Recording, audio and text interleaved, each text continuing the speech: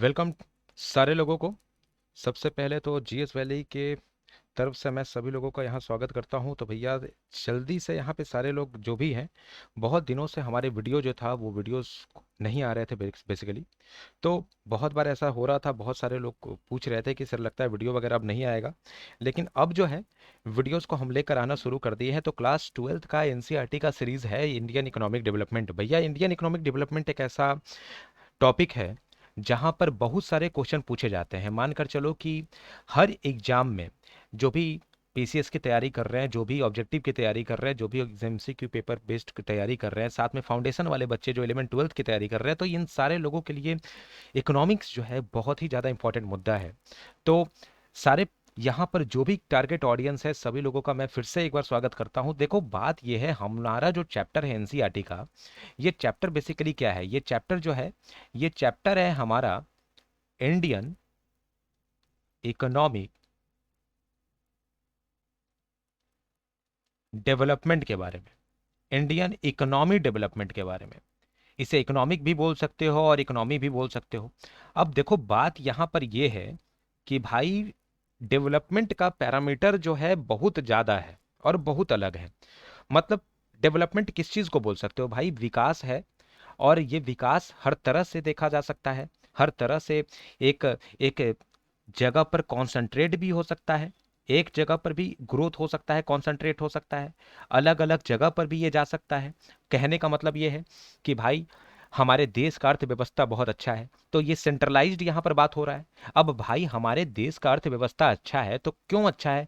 यहाँ पर एजुकेशन अच्छा होगा, है ना? यहाँ पर पॉपुलेशन कंट्रोल होगा, है ना? यहाँ पर पॉपुलेशन कंट्रोल होगा। इसके बाद यहाँ पर पॉपुलेशन है, एजुकेशन है, तो भाई ऑब्वियस बात है हेल्थ का नाम तो आएगा ही आएगा, क्योंकि पॉपुलेशन से बात करेंगे तो ये हेल्थ को कहीं ना कहीं डिनोट करेगा। और ये हेल्थ जो है कहीं ना कहीं एजुकेशन को आगे लेकर जाएगा। और ओवरऑल बात करेंगे तो लिटरेसी के बारे में भी बात कर सकते हैं कि लिटरेसी हमारा बढ़िया है।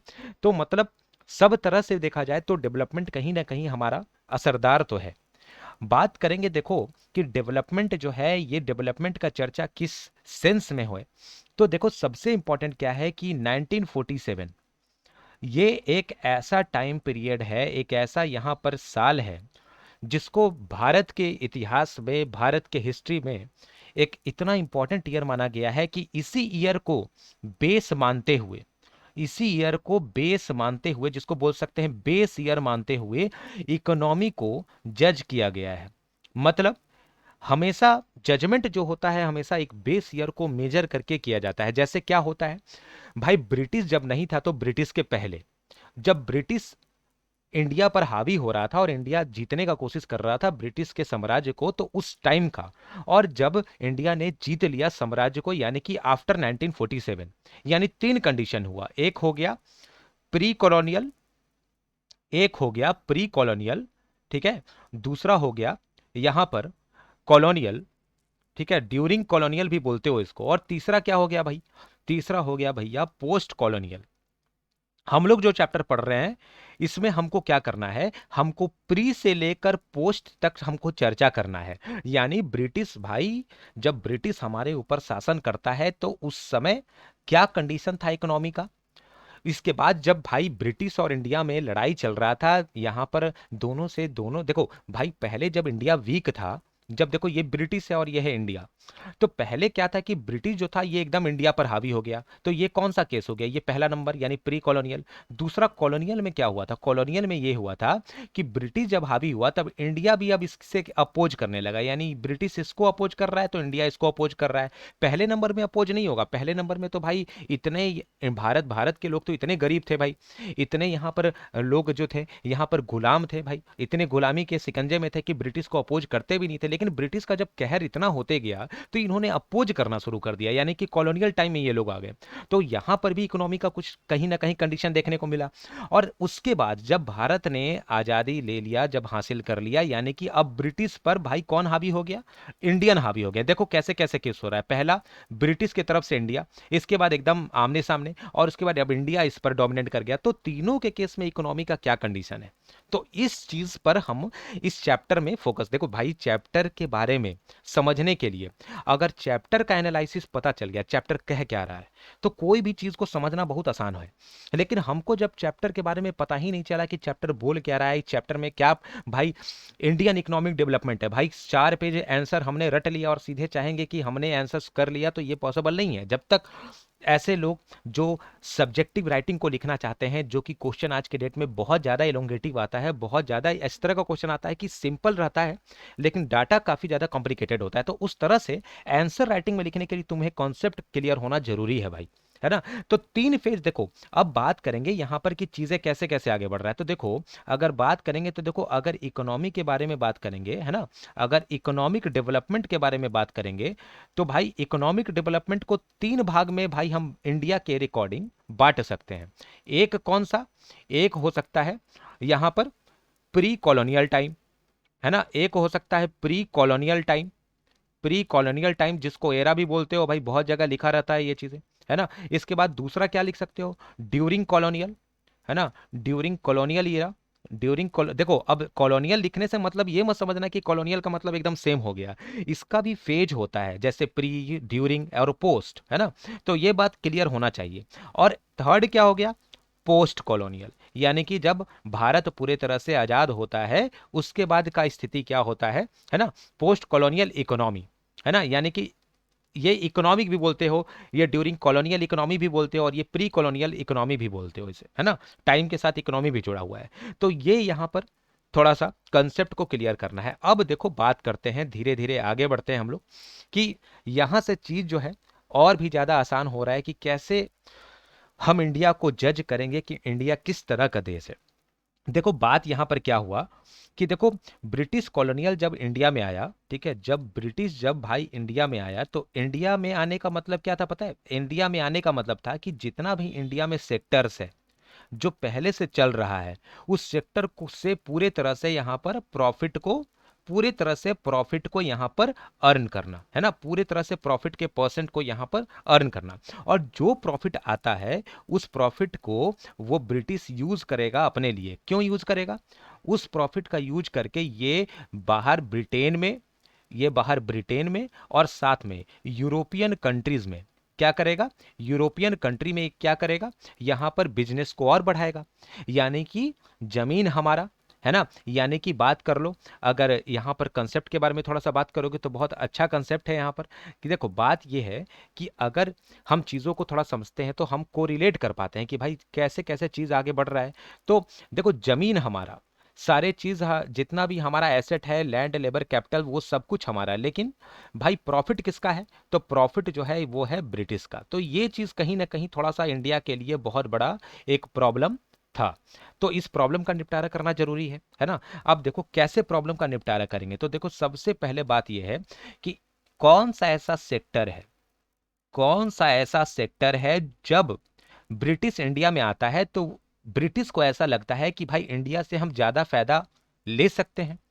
तो बात करेंगे, इकलौता ऐसा सेक्टर था जिसको बोलते हो प्राइमरी सेक्टर, जिसको बोलते हो प्राइमरी सेक्टर। और ये प्राइमरी सेक्टर क्या था भाई, एग्रीकल्चर, है ना। ये एक ऐसा सेक्टर था, है ना, ये एक ऐसा सेक्टर था जिससे इंडिया काफी ज्यादा अर्न कर रहा था उस टाइम पर, काफी ज्यादा यहां पर, क्योंकि देखो मैक्सिमम लोग जो थे ना भाई, मैक्सिमम पॉपुलेशन जो था इंडिया का, मैक्सिमम पॉपुलेशन जो था, मैक्सिमम पॉपुलेशन जो इंडिया का था वो किस पर डिपेंड करता था, एग्रीकल्चर पर।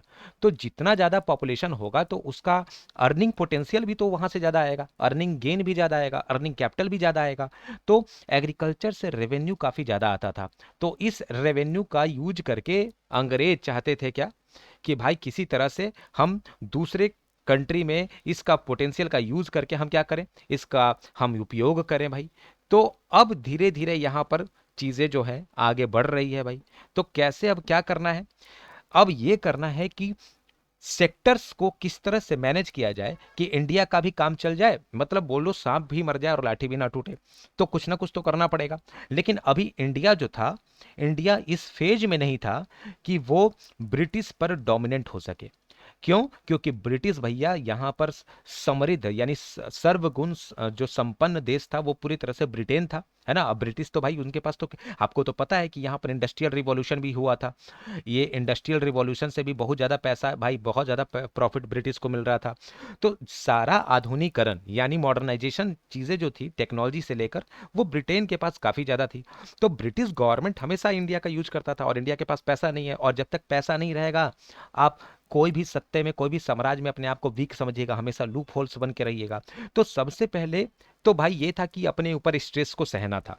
तो इसके बीच में क्या क्या प्रॉब्लम आया, देखिए सबसे बात ये आया कि जो कॉलोनियल पीरियड हुआ कर रहा था, यानी देखो प्री कॉलोनियल, देखो एक बात जान लो, प्री कॉलोनियल और कॉलोनियल, प्री कॉलोनियल और कॉलोनियल, एक बात मान लो कि ये लगभग सेम टर्म होता है ना। अगर कोई भी किताब में देखोगे तो ये चीजें जो है लगभग सेम होता है, या तो कॉलोनियल बोल लो या तो प्री कॉलोनियल, लेकिन एक डिफरेंस, माइनर डिफरेंस होता जरूर है। हम बोले भी थे, जैसे ब्रिटेन, ब्रिटिश भाई ब्रिटिश इंडिया में एंट्री करता है तो ये फेज हो जाता है कौन सा, प्री कॉलोनियल, है ना। मतलब अभी पूरे तरह से डोमिनेंट नहीं हुआ है, लेकिन अब और तब में ये डोमिनेंसी अपना बनाने वाला है। और कॉलोनियल मतलब अब आ चुका है और पूरे तरह से भैया इंडिया पर अपना अपना जो राज्य है वो स्थापित कर चुका है। तो ये है कॉलोनियल फेज।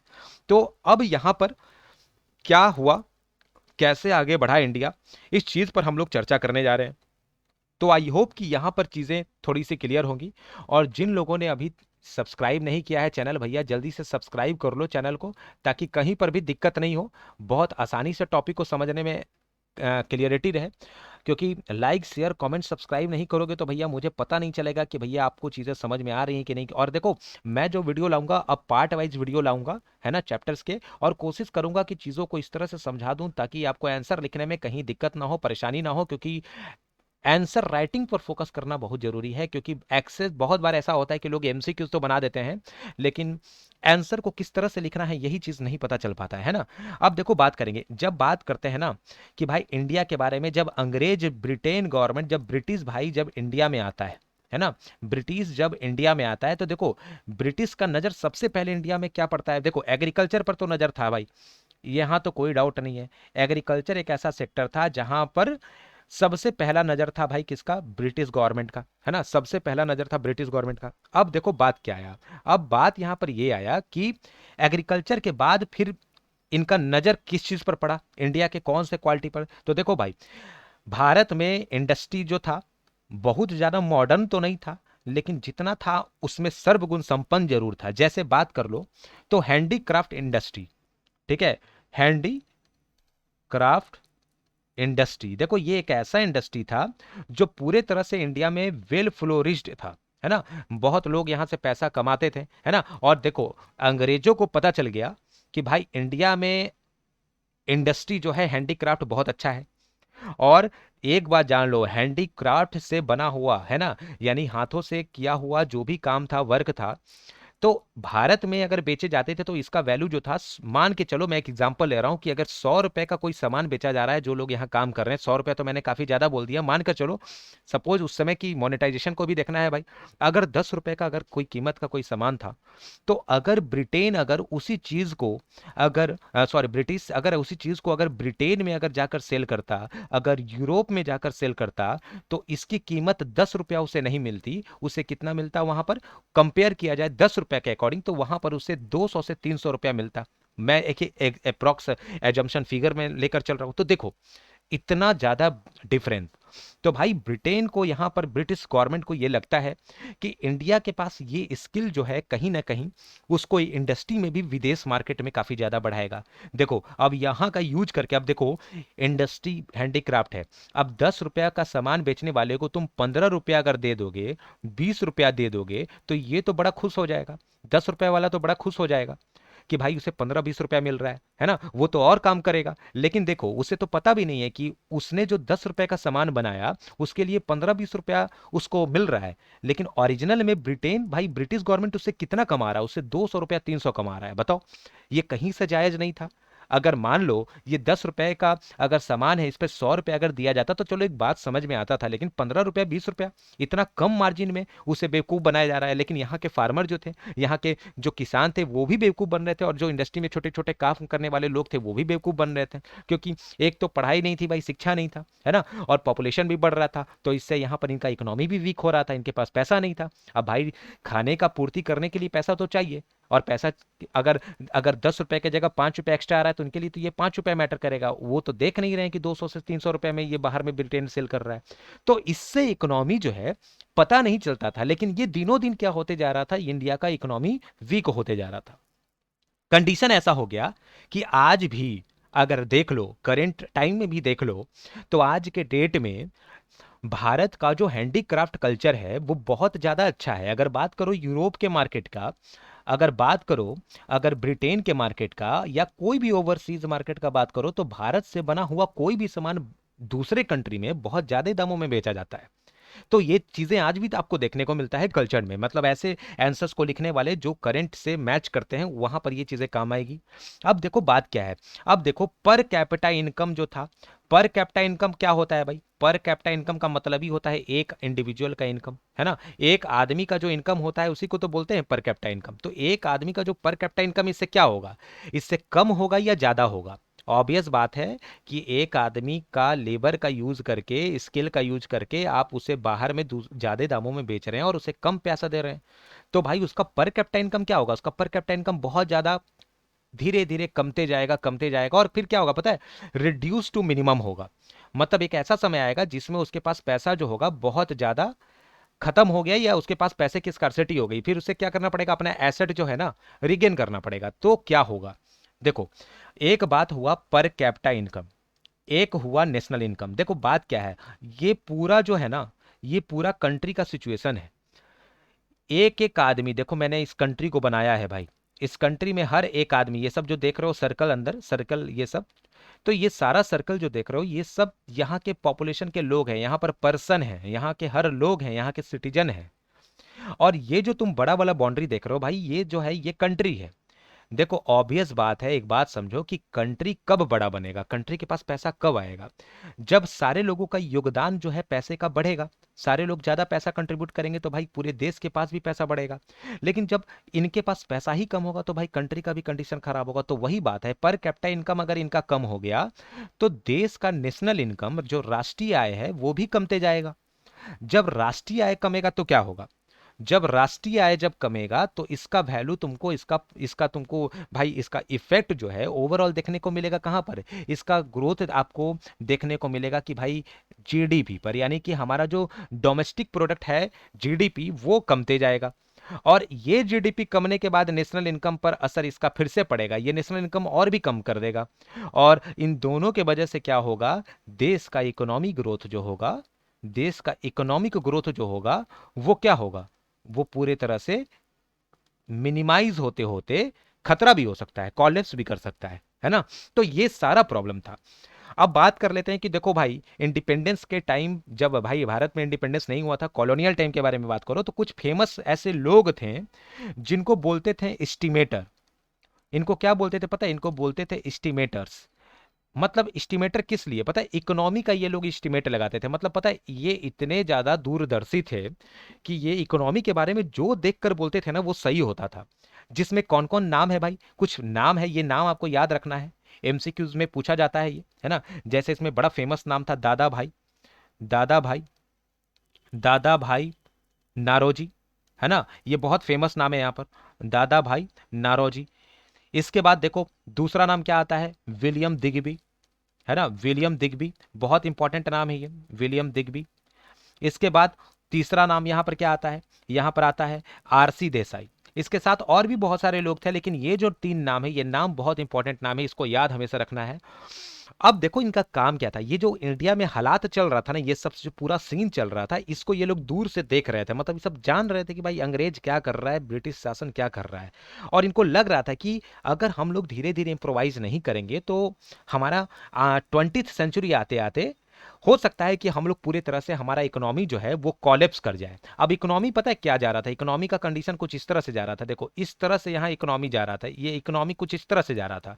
तो लग रहा था इसको देख के कि भाई आने वाले समय में कहीं ऐसा ना हो कि ये एकदम बिलो चला जाए और कॉलेप्स हो जाए।